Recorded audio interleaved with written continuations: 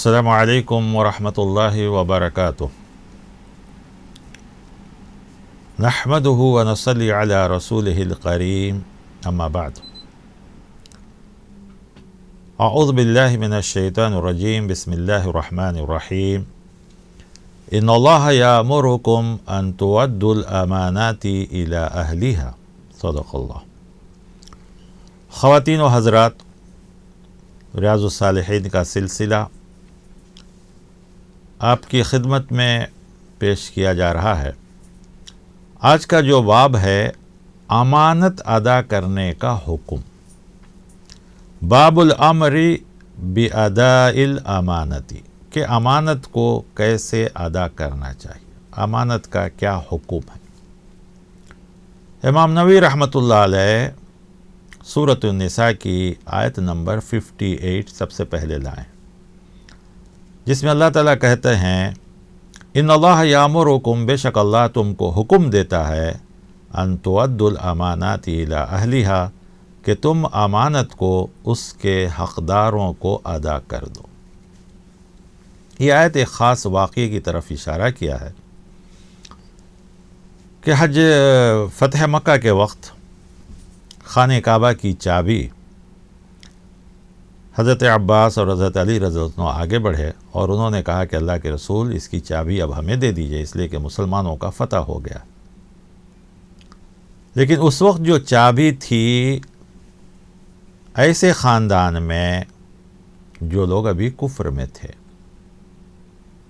تو حضرت عباس رضی اللہ عنہ، حضرت علی رضی اللہ عنہ یہ سمجھے کہ وہ تو کفر میں ہیں، کافر ہیں، اور کعبہ فتح ہو گیا تو مسلمانوں کا ہو گیا، تو مسلمانوں کا حق ہے۔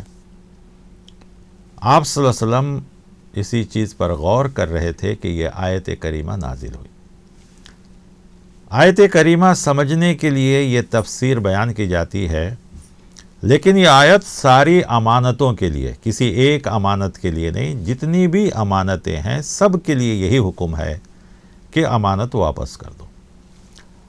اب آپ صلی اللہ علیہ وسلم کو جب یہ آیت نازل ہوئی تو آپ نے اس شخص کو بلایا، کہا ہے عثمان، ان کا نام بھی عثمان تھا، طلحہ بن عثمان جو خاندان تھا ان کا، آج بھی اسی خاندان میں وہ چابی ہے، کہاں ہو؟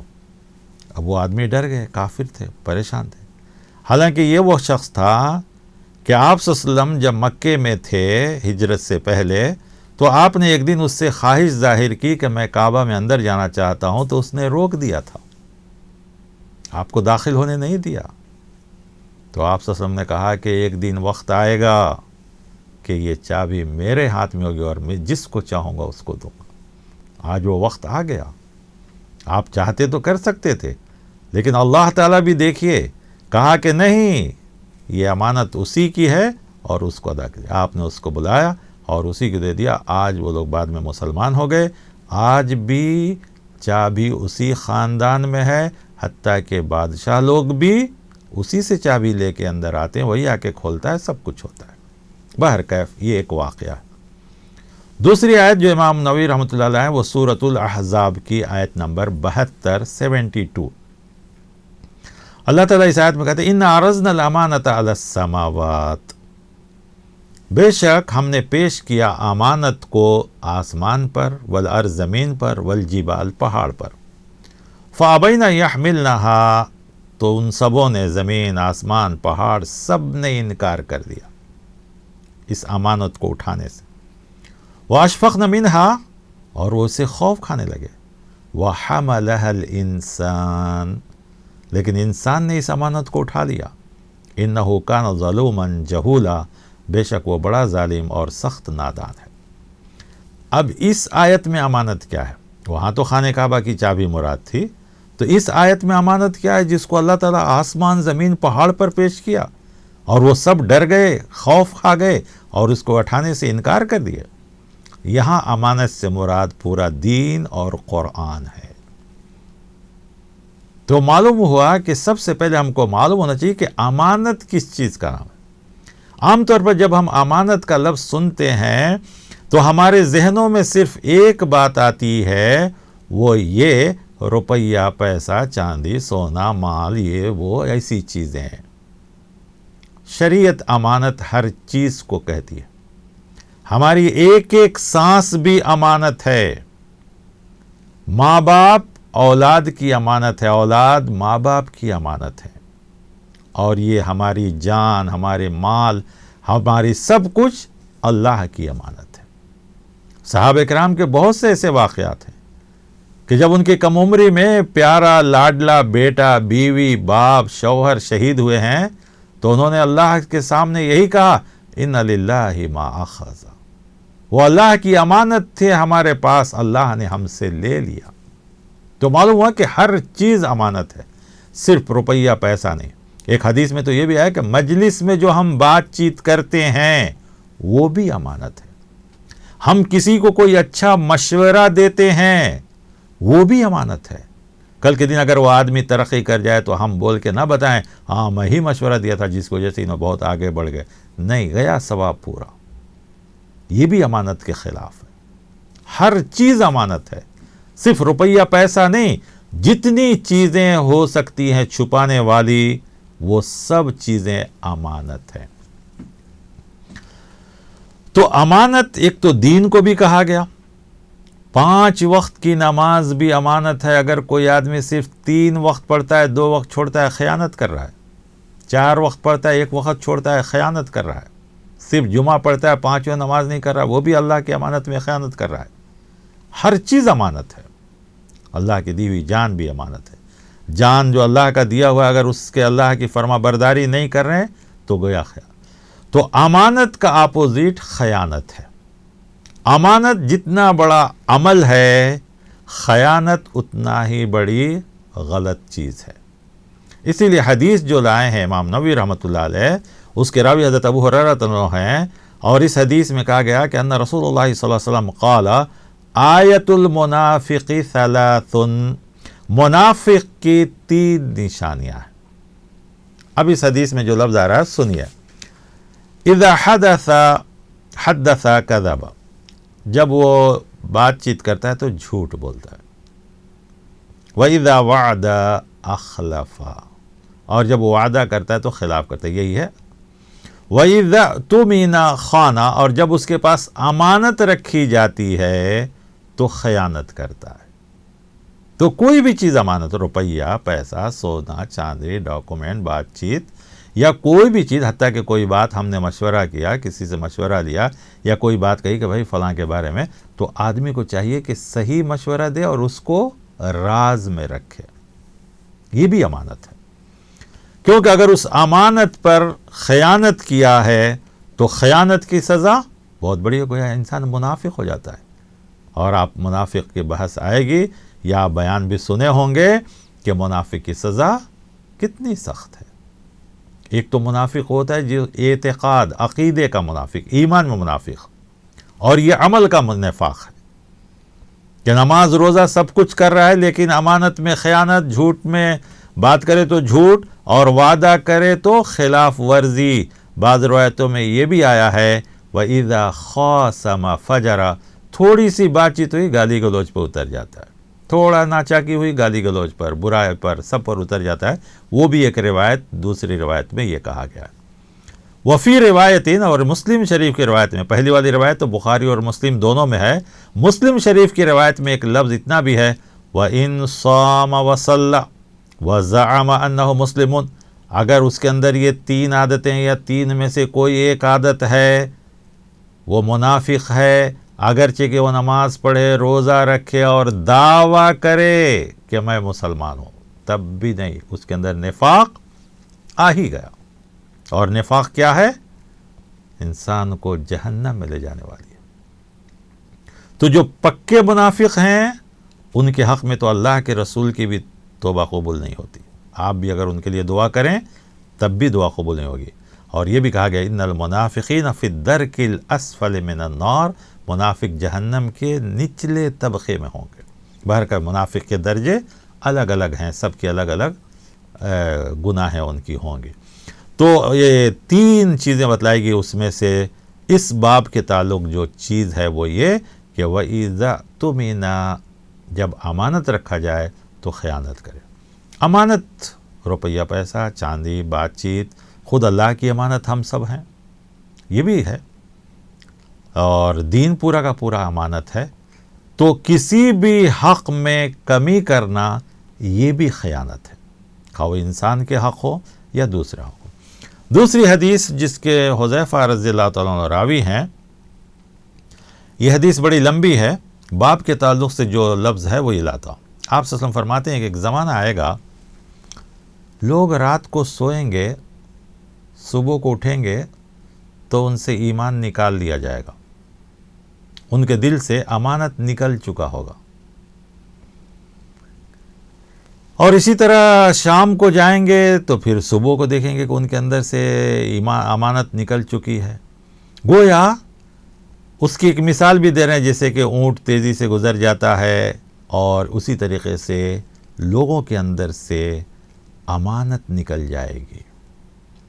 روایت کو آگے بڑھاتے ہوئے ایک مثال دی گئی ہے کہ لوگوں کی حالت ایسی ہوگی جیسے ایک بلبلہ ہے نا، پانی جب برستا ہے تو آپ دیکھیں خطرہ پڑنے کے بعد ایک بول سا بلبلہ نکلتا ہے، تھوڑی دور جاتا ہے، پھٹ جاتا ہے، تو وہ جو بلبلہ ہوتا ہے وہ چاروں طرف سے گول ہوتا ہے، اندر کچھ بھی نہیں ہوتا ہے۔ ویسے انسان رہے گا، چلتا پھرتا انسان، حرکت کرتا ہوا انسان، لیکن اندر ایمان نہیں رہے گا، اس لیے کہ اس کے اندر سے امانت نکل گئی، خیانت داخل ہو جائے گا۔ تو اس کے اندر اس کی حالت ایسی ہوگی، اور لوگ صبح صبح اٹھیں گے، کاروبار کے لیے نکلیں گے، لوگوں کو ان کے اوپر بھروسہ نہیں ہوگا۔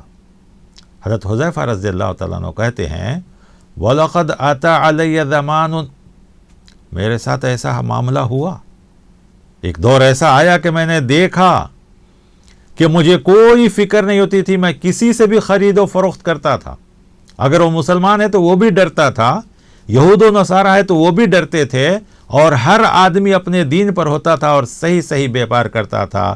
وَأَمَّا الْيَوْمِ، لیکن اب ایک ایسا وقت آ گیا ہے، فَمَا كُنْتُ أُبَايِعُ مِنْكُمْ، میں ہر آدمی سے بیپار نہیں کر سکتا، اس لیے کہ بیپار میں بھروسہ نہیں رہا۔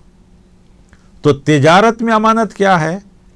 عیب ہو تو بتا دینا، صحیح دام لگانا، نفع کے نام پر ہم جیسا چاہے ویسا نہیں کر سکتے، اسٹاک کرنا یہ بھی اسلام میں منع ہے۔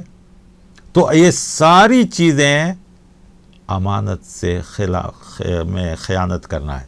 جیسا کہ مشہور حدیث ہے، آپ صلی اللہ علیہ وسلم ایک بار مارکیٹ گئے، آپ صلی اللہ علیہ وسلم بازار بھی جاتے تھے کہ لوگ کیسے تجارت کر رہے ہیں، صحیح کر رہے ہیں نہیں کر رہے ہیں، تو آپ گئے تو ایک آدمی گیہوں بیچ رہا تھا، اوپر سوکھا تھا، اندر بھیگا تھا۔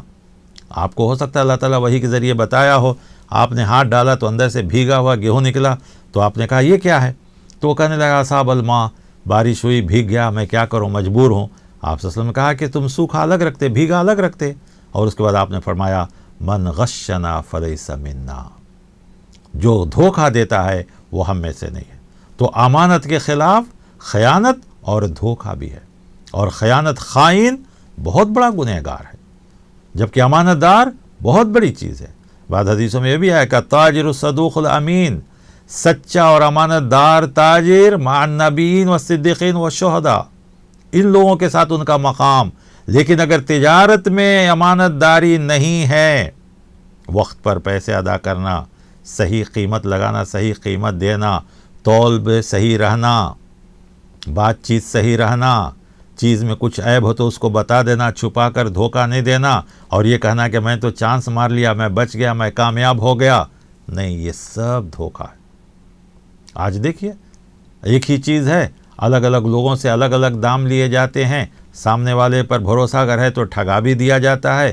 یہ ساری چیزیں آج تجارت میں آ گئی ہیں، اور اللہ کے رسول صلی اللہ علیہ وسلم فرماتے ہیں جس قوم کی تجارت میں دھوکہ آ جائے گا، خیانت آ جائے گی، ہم اس تجارت کو اس قوم سے چھین لیں گے، اللہ نکال لیتا ہے اس قوم سے اس تجارت کو۔ تو یہ بھی جو ہے امانت کا لفظ بہت جامع ہے، اس میں شریعت کی حفاظت ہے، اور معاملات، راست بازی، لین دین، کہنا پھرنا، سب کچھ اس کے اندر آتا ہے۔ بڑی لمبی لمبی اس میں حدیثیں ہیں، اور ان حدیثوں میں اور بھی دوسری باتیں ہیں۔ اس باب کے تعلق سے جو چیز ہے وہ میں آپ کے سامنے پیش کر رہا ہوں۔ جیسے اس ایک اور حدیث ہے جو بہت لمبی ہے، آخرت کے عذاب اور تکلیفیں اور ان سب چیزوں کا ذکر کیا گیا ہے۔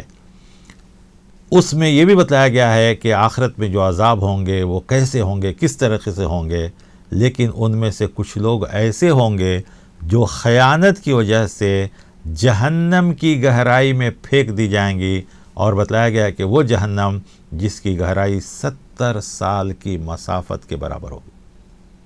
70 سال کی مسافت، اللہ اکبر! 70 سال میں آدمی جتنا دور چل سکتا ہے اتنا گہرا جہنم ہوگا، اور خیانت کرنے والوں کو ایسے جہنم میں پھینکا جائے گا۔ تو سوچ کر دیکھیے کہ جہنم یعنی کتنا بڑا عذاب ہے، اور اللہ تبارک و تعالیٰ ایسے لوگوں سے کتنا زیادہ ناراض ہیں، اور اللہ تعالیٰ کو یہ چیزیں کتنی زیادہ ناپسند ہیں، یعنی خیانت۔ بعض لوگوں نے اس کو ظلم تک بھی کہا ہے، خیانت کو، کیونکہ اللہ تعالیٰ نے اس میں کہا نا کہ آیت میں انسان نے اٹھا لیا اس لیے کہ وہ بڑا ظالم اور سخت ہے، ظلوماً جہولا، جاہل ہے، سخت ہے۔ تو یہ ظلم بھی ایک قسم کا ہوا کہ ایک آدمی ہم پر بھروسہ کیا لیکن اس نے ہمارے ساتھ خیانت کر دی، ہم نے اس کو امانت رکھا لیکن اس نے خیانت کر دی۔ بہت سے ایسے واقعات بھی اس میں بیان کیے گئے ہیں کہ امانت کو ادا کرنے کے کیا کیا فائدے ہیں، اور امانت میں خیانت کرنے سے کیا کیا نقصان ہوتے ہیں، یہ بھی بتلایا گیا۔ ایک واقعہ بیان کیا گیا پرانے زمانے کا کہ ایک آدمی بڑا امانت دار تھا، سب کچھ تھا، اور وہ اپنی امانت اپنے پاس رکھ کے کسی انسان کا انتظار 4 سال تک کرتا رہا کہ امانت جس کی ہے وہ آئے اور میں اس کو دے دوں۔ تو معلوم ہوا کہ امانت واپس کرنے کی انتظاری بھی کرنی چاہیے۔ پرانا زمانہ تھا، چونکہ لمبے لمبے لوگ دور دراز تک سفر کرتے تھے، سفروں میں کافی وقت لگ جاتا تھا، اس لیے ایسا واقعہ ہوا ہوگا۔ لیکن آج تو یہ چیزیں بعید نہیں ہیں، آدمی منٹوں میں آدمی کہاں سے کہاں تک چیزیں روانہ کر دیتا ہے، خاص کر پیسے تو منٹوں میں آدمی دنیا کے ایک کونے سے وہ کونے تک بھی بھیج سکتے ہیں۔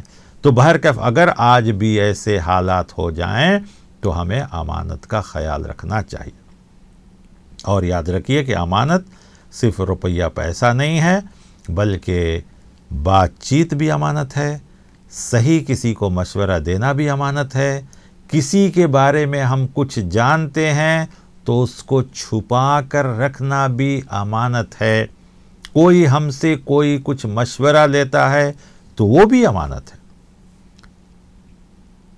تجارت میں جتنے طور طریقے ہیں یہ سب امانت ہے، اور سب سے بڑی چیز کہ ہماری جان بھی اللہ کی امانت ہے، ہمارے جسم کے اعضاء بھی اللہ کی امانت ہے۔ اللہ تبارک و تعالی یہ جو امانت ہمیں دیا ہے، اگر ہم اس کو صحیح طریقے سے اس اللہ تک پہنچا دیں تو یہ بہت بڑی چیز ہے۔ جیسے آپ صلی اللہ علیہ وسلم نے حجۃ الوداع میں آپ نے اپنی ساری باتیں کہنے کے بعد کہا تھا حل بلغت، آپ نے 3 بار کہا۔ جب سب لوگوں نے کہا ہم، نعم، ہاں، تو پھر اس کے بعد آپ نے اپنی انگلی کو آسمان کی طرف اٹھایا اور کہا اللہم اشہد۔ 3 بار آپ نے یہ بھی کہا کہ اللہ آپ گواہ رہیں، آپ گواہ رہیں، آپ گواہ رہیں کہ ہم نے اس دین کو یعنی اس امانت کو آپ تک پہنچا دیا۔ حضرات، ہمیں اور آپ کو سوچنا ہے کہ آج دنیا جتنی گمراہی کی طرف جا رہی ہے، دین کی اتنا ہی زیادہ ضرورت ہے، اور یہ نعمت، یہ امانت ہمارے اور آپ کے پاس ہے۔ اگر ہم نے اس امانت کو دوسروں تک نہیں پہنچایا تو جیسا کہ وہ حدیث ہے کہ ایک آدمی جو جہنم میں جائے گا، اس سے پوچھا گیا کہ کیا میرے بندے تیرے تک یہ دین نہیں لائے؟ وہ کہے گا نہیں، تو اس کا ساتھی اگر دین والا ہے تو وہ پکڑا جائے گا، پڑوسی اگر دین والا اپنے پڑوسی کو نہیں بچایا تو وہ پکڑا جائے گا، دوست اگر دین والا اپنے دوست کو نہیں پہنچایا وہ پکڑا جائے گا۔ 2 بیپاری میں ایک ہندو ہے، ایک مسلمان ہے، اگر مسلمان نے صحیح دین اس کو نہیں بتلایا تو وہ بیپاری پکڑا جائے گا۔ قیامت کے دن باج پوچھ ہوگی، سوال ہوں گے، اس لیے کہ یہ پورا دین بھی امانت ہے. اور آج جب کہ دنیا دین کی طرف جا رہی ہے، مذہب کی طرف جا رہی ہے، مذہب کی تلاش میں ہے، تو آج ہمارے لیے ضروری ہے کہ ہم اپنے مذہب کے صاف چہرے کو، صاف تعلیمان کو، صحیح تعلیمات کو دوسروں تک پہنچائے، ورنہ ہم قیامت کے دن اللہ تبارک و تعالیٰ کو جواب دینا پڑے گا. معمولی ظلم بھی اللہ تبارک و تعالیٰ برداشت نہیں کرتے.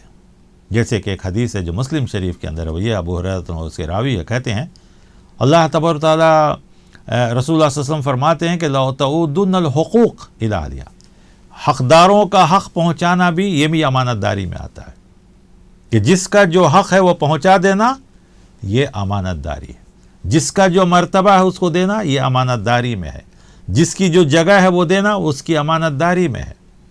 تو یہ سب چیزیں ہیں. تو یہاں ایک چھوٹی سی مثال دے کر سمجھایا گیا ہے. حالانکہ قیامت کے دن جانوروں کو حساب کتاب نہیں ہے، لیکن یہاں ایک جانور کی مثال دی گئی ہے، حَتَّى يُقَادَ لِلشَّاةِ الْجَلْحَاءِ مِنَ الشَّاةِ الْقَرْنَاءِ، کہ دو بکریاں آپس میں لڑ پڑیں، جیسے جانور آپس میں لڑتے ہیں چارہ کے لیے، دوسری چیز کے لیے. تو ایک سینگ والی تھی اور دوسری بغیر سینگ والی. تو سینگ والی نے اگر بغیر سینگ والی کے ساتھ ظلم کیا، اللہ تعالیٰ قیامت کے دن اس کا بھی بدلہ دلوائے گا. یہ حدیث بیان کر کے بتلانا یہ ہے کہ معمولی سی بھی ظلم، معمولی سا بھی گناہ، معمولی سا بھی ظلم، معمولی سی بھی خیانت برداشت نہیں ہوگی. اس کا بھی بدلہ دیا جائے گا قیامت کے دن، اس کے بھی حساب و کتاب ہوں گے قیامت کے دن. اور اس دن وہ سب چیزیں پوچھی جائیں گی، وہ سب چیزیں جو ہے سوال کی جائیں گی اور جواب جو ہے ان کو دینا پڑے گا. اسی طریقے سے ایک اور حدیث ہے جو حضرت معاذ رضی اللہ تعالیٰ عنہ اس کے راوی ہیں. اللہ کے رسول صلی اللہ علیہ وسلم ان کو یمن کا گورنر بنا کر بھیج رہے تھے. تو اس وقت آپ صلی اللہ علیہ وسلم ان کے نصیحت کی، کہا کہ تم ایسی قوم کے پاس جا رہے ہو جو اہل کتاب ہیں، یعنی ان کو بھی اللہ تعالیٰ نے پہلے کتاب دیا تھا، اب وہ گمراہ ہو چکے ہیں، لیکن ان کے پاس کتاب ہے. تو ان کو سب سے پہلے کس چیز کی دعوت دینا؟ فَدْعُوهُمْ إِلَىٰ شَهَادَةِ اللَّهَ إِلَٰهَ إِلَّا اللَّهُ، ان کو تم بلاؤ ایک اللہ کی طرف اور رسول کی طرف. اور اس کے بعد جب وہ اس چیز کو مان لیں، فَعَالِمْهُمْ أَنَّ اللَّهَ قَدْ افْتَرَضَ عَلَيْهِمْ 5 صلوات، تو اللہ تعالیٰ کو ان کو بتلاؤ کہ اللہ نے تم پر 5 نمازیں فرض کی. یہ دین کی ترتیب ہے. دیکھیے کہ سب سے پہلے ایمان اگر نہیں ہے تو کوئی نیکی قابل قبول نہیں، اور یہ پورا دین امانت ہے. تو کہا گیا کہ سب سے پہلے ان کو سمجھاؤ کہ اللہ پر ایمان لائیں، رسول پر ایمان لائیں، اور اس کے بعد 5 وقت کی نماز. پھر جب وہ اس پر عمل کرنے لگیں تو ان کو کہو ان اللہ قد افترض علیہم صدقۃ تؤخذ من اغنیائہم فترد علی فقرائہم، کہ ان سے صدقہ یعنی زکوٰۃ لیا جائے گا جو مالداروں سے وصول کر کے غریبوں میں تقسیم کیا جائے گا. پھر اگر وہ اس کی اطاعت کرنے لگے فَإِيَّاكَ وَكَرَائِمَ أَمْوَالِهِمْ، تو تم ان کے عمدہ مال لینے سے بچنا. یہ نہیں کہ جو زکوٰۃ دینے رہے تو ان کے اچھے مال لے لو، برے مال چھوڑ دو، نہیں، بلکہ تم تو آخر میں وہ بات کہی گئی وَاتَّقِي دَعْوَةَ الْمَظْلُومِ، جس کے ساتھ ظلم کیا گیا یعنی مظلوم، اس کی بددعا سے بچو. فَإِنَّهُ لَيْسَ بَيْنَهُ وَبَيْنَ اللَّهِ حِجَابٌ، اس لیے کہ اس کے درمیان اور اللہ کے درمیان کوئی پردہ نہیں ہے. اللہ تعالیٰ اس کی پوری بات سن لے گا، اور جو مظلوم ہے اس کی فریاد سن لے گا، اور جو ظالم ہے اس کو ہلاک کر دیا جائے گا. تو معلوم ہوا کہ امانت خیانت کرنا یہ ظلم بھی ہے، امانت کرنا رحم ہے، فیصلہ ہے، حق ہے. تو حقوق کے اندر بھی ظلم کرنا یہ خیانت ہے، اور حقوق کو ادا کرنا یہ امانت ہے. امانت پوری زندگی سے جڑا ہوا ہے، جیسا کہ آپ نے دیکھا، صرف روپیے پیسوں سے نہیں بلکہ ہر چیز میں امانت ہے، اور یہ ہماری جان مال. تو ہمیں چاہیے کہ جس کا جو حق ہے اس کا اس سے حق ادا کرنا یہ امانت ہے، اور اس کے خلاف جانا یہ خیانت ہے. روپیے پیسے کو خاص کر اس لیے کہا گیا کہ مال دولت ہر انسان کی چاہت، ہر انسان کی ضرورت ہوتی ہے، اسی لیے اس کو خاص کر لوگوں کے ذہن میں آیا. ورنہ پوری شریعت امانت ہے، پورا دین امانت ہے، قرآن امانت ہے، دین امانت ہے. ان سب کو صحیح طریقے سے عمل کرنا یہ جو ہے حق ادا کرنا ہے، اور ان کے خلاف جانا یہ حق کے خلاف ہے۔ تو اللہ تعالیٰ سے دعا ہے کہ اللہ تبارک و تعالیٰ جو کچھ امانتیں ہیں، خواہ ہماری جان، ہمارے مال، ہماری عزت، ہماری آبرو، ہمارے اولاد، ہمارے ماں باپ، شریعت، دین، روپیہ، پیسہ، سچی باتیں، اچھی باتیں، مجلس کی باتیں، راز کی باتیں، یہ سب امانت ہیں، اور سب میں ہم کو امانت داری کی توفیق عطا فرمائے۔ یہاں تک کہ دوسروں کے حقوق، عہدے، جاہ، مرتبے، مقام، یہ بھی امانت ہیں، تو ہمیں اس میں بھی حقوق ادا کرنے کی توفیق عطا فرمائے، خواہ وہ مسلم ہو، غیر مسلم ہو، کیونکہ اللہ تعالیٰ نے حکم دیا تھا کہ کعبے کی چابی ان کا حق ہے، ان کی امانت ہے، تو ان کو ادا کرو۔ تو مسلم ہو، غیر مسلم ہو، کاروبار میں جو امانتیں ہیں اس کو بھی ادا کرنے کی توفیق عطا فرمائے۔ اللہ تعالیٰ ہم سب کو ایک اور نیک بننے کی توفیق عطا فرمائے۔ اس مبارک مہینے میں کثرت سے نیکیاں کرنے کی توفیق عطا فرمائے، زیادہ سے زیادہ نیکیاں کرنے کی توفیق عطا فرمائے۔ اس مبارک مہینے کو جیسا حق ہے اس کا وہ ادا کرنے کی توفیق عطا فرمائے۔ آمین۔ وصلی اللہ علی النبی وعلی آلہ وصحبہ اجمعین۔